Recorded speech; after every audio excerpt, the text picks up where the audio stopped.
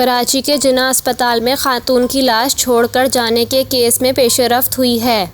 Police ने TikToker Ayesha के वालिद की मदियत में कत्ल का मुकदमा दर्ज कर लिया।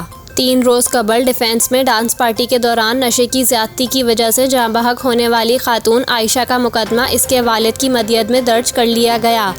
आयशा की मौत का मुकदमा इनके वालिद सुल्तान की मदियत में दर्ज किया गया है। मुकदमा आयशा को अस्पताल छोड़कर जाने वाले जिब्रान सलीम उर्फ जेरी, पिंकी नामी खातून और अली नामी शख्स के खिलाफ कत्ल बिलसबब की दिफात के तहत दर्ज किया गया है, जबकि मुकदमे में समीर नामी शख्स का भी जिक्र है।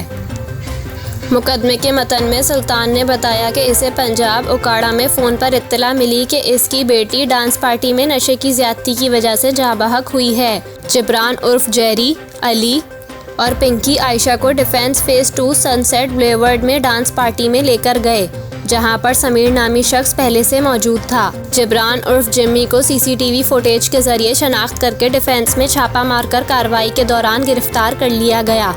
इससे कबल लड़की की सास और शौहर को भी पुलिस हिरासत में ले चुकी है, जबकि वाक़े में जो गाड़ी इस्तेमाल की गई थी इसे किराए पर हासिल करने वाला शख्स भी पुलिस की हिरासत में है। ताहम पुलिस को पोस्टमार्टम रिपोर्ट का भी इंतज़ार है। अलबत्ता अब भी कुछ सवालात हैं जिनका पुलिस जवाब नहीं दे सकी, जैसा कि डांस पार्टी के लिए इस्तेमाल होने वाला घर किसका था, डांस पार्टी में नशा और अशिया कौन लेकर आया, पहले से मौजूद शख्स समीर कौन है, मुकदमे में मुलव्विस दीगर मुल्ज़िमान को कब तक गिरफ्तार किया जाएगा।